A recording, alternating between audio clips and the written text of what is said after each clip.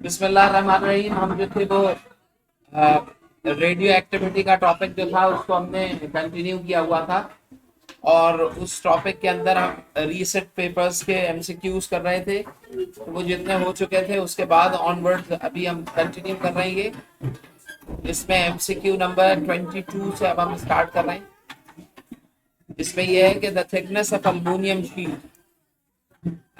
Sheet की जो thickness होती है is measured and checked by radio active detector. एक शीट है, ये थिकनेस है इसकी।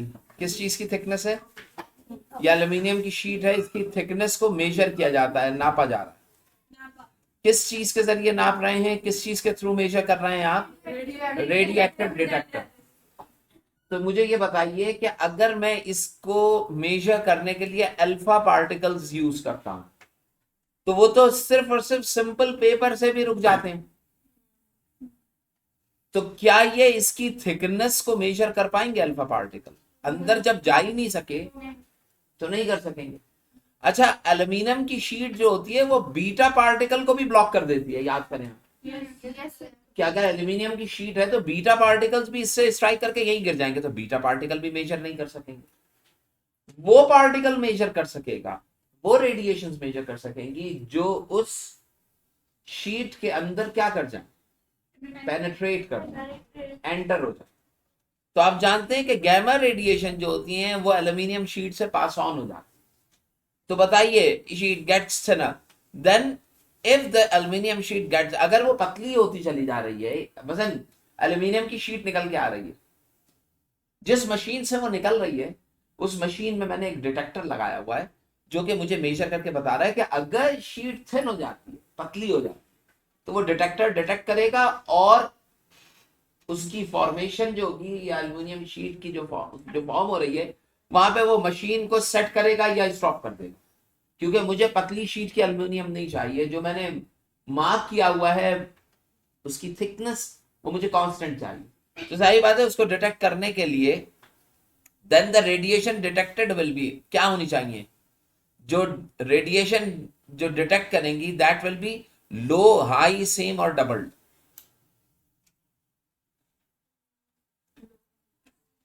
Thickness of aluminium sheet is measured and checked by radioactive detector. If the aluminium sheet gets thinner, then the radiation detected will be, अगर वो thin हो जाती है, जब वो थिन हो जाएंगे तो इसका मतलब क्या है? ज्यादा से ज्यादा रेडिएशन बाहर आ जाएंगी। तो यानी कि जो नॉर्मल रेडिएशन की वैल्यू, सपोज 3 वैल्यू आ रही है, अगर थिन होंगी तो वो 3 से 4 और 5 में चली जाएंगी, इनकी वैल्यू मुझे ज्यादा मिलने लगेगी। तो इसका आंसर क्या होना चाहिए आज? अगर ज्यादा थिक हो गई है तब, और सेम कब आ रहा होगा? हाँ।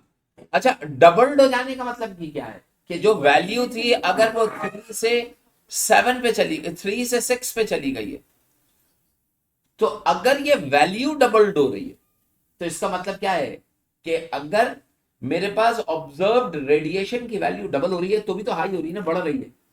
लेकिन जरूरी नहीं है, अगर वो 3 से 4 पे भी जा रही है तो थिन हो गई, 5 पर भी क्या हो गई, थिन। तो जरूरी नहीं है कि वो 6 ही हो, 6 पर भी थिन हो रही होगी। तो 6 या डबल तो स्पेसिफिक हुआ ना। तो ज्यादा बेहतर क्या है कि वैल्यू अगर थोड़ी सी भी हाई होती है, बढ़ती है, और इसको हम कंप्यूटर के थ्रू कंट्रोल कर रहे होते हैं। कंप्यूटर के ऊपर जो कंप्यूटर के स्टूडेंट्स हैं उन्होंने जो प्रोग्रामिंग की होगी या प्रोग्राम बनाए होंगे, उसमें आप स्टेटमेंट इफ देन एल्स की मार्क करते हैं ना, कि आप लिखते हैं कि अगर थिकनेस जो है वो 3 सेंटीमीटर है या वैल्यू 3 सेंटीमीटर आ रही है, ठीक है, मोर देन 3 सेंटीमीटर तो अंडरस्टूड हो जाएगा कि आपके पास। तो आप इसको किससे मार्क कर लेंगे? ये मार्क पॉइंट बी जो है वो बेस्ट ऑप्शन हो। विच ऑफ द, अच्छा, जो लोग आज सुबह थे उनमें से कुछ बच्चे ये कह रहे थे कि हमें ये समझ में नहीं आई इक्वेशन। ये इक्वेशन बहुत आसान सी होती है, आप थे शायद ना। तो ये इक्वेशन आसान सी होती है, इसको समझना मुश्किल नहीं।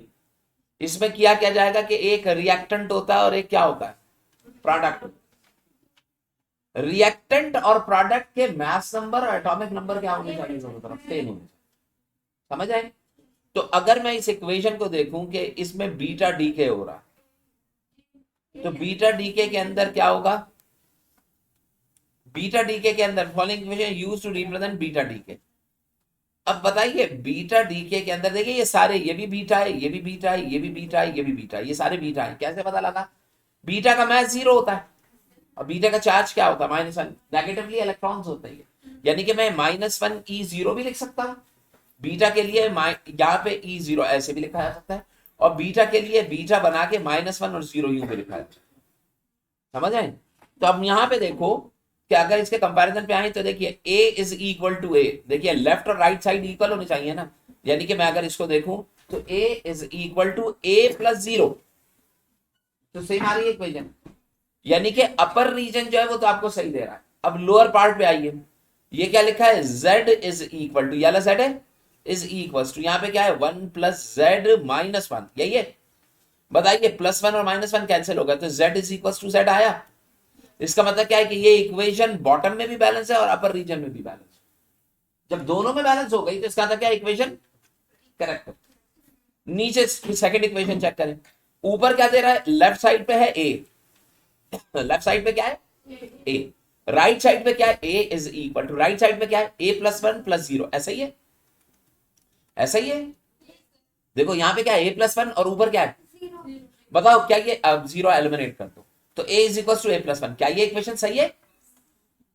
क्या A और A प्लस 1 बराबर हो सकते हैं? नहीं, कभी भी नहीं हो सकते। तो इसका मतलब क्या इक्वेशन रॉन्ग हो गई, तो ये वाली भी इक्वेशन क्या होगी, रॉन्ग। तो सबको चेक करोगे ये सारी रॉन्ग निकल रही है, सिर्फ फर्स्ट इक्वेशन ऐसी है जिसमें अपर और लोअर रीजन दोनों करेक्ट आ रहे हैं, और ये अभी मैंने करके बताया करेक्ट है, समझ गए? तो इसका ऑप्शन क्या होगा, आंसर क्या होगा, ए। हाँ बेटे समझ में आ गई बात।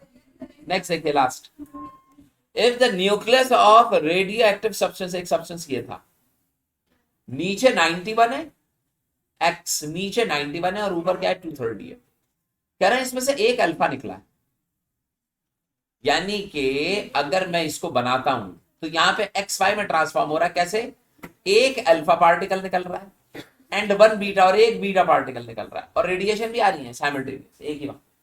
तुम्हें याद है अल्फा के लिए क्या लिखते थे, 2 4 नहीं, यानी कि +2 और 4, और बीटा के क्या लिखते थे -1 और 0, ऐसे ही। तुमसे कह रहे कौन सी चीज बनेगी इसमें से, तो बताओ अगर मैं इसको चेक करूं, या अगर y बन रहा है तो ये कैसे बनेगा, यहां पे स्मॉल x लिख लो, यहां पे स्मॉल y लिख लो, या इसको a लिख लो, इसको b लिख लो। अगर मुझे a भी पता लग जाए तो ये वाली वैल्यू आ जाएगी। अब जरा देखें भाई क्या बन रहा है, ऊपर वाला रीजन देखें, 230 इज इक्वल टू, ऊपर क्या क्या है b प्लस 4 प्लस, तो 0 एलिमिनेट हो गया, 4 उस तरफ जाके माइनस हुआ तो 230 माइनस 4 कितना है, तो b कितना आ गया 226, ये पहला पार्ट आ गया। b की वैल्यू क्या आ गई 226, 226।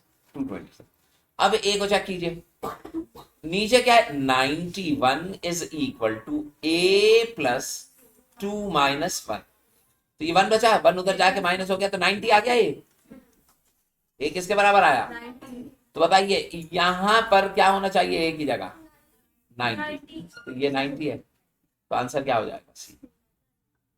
और वो जो मेथड मैंने बताया था कि अल्फा निकलेगा तो 2 प्रोटॉन उसमें कन्वर्ट होंगे, उसके थ्रू भी करेंगे तो आंसर यही है। लेकिन ज्यादा बेहतर ये है कि आप क्या फॉर्म कर लें, इक्वेशन बना ले और इक्वेशन के साथ बैलेंसिंग करके आप रिजल्ट पा कर ले। तो इसको हम यहीं तक रखते हैं। अल्लाह हाफिज़।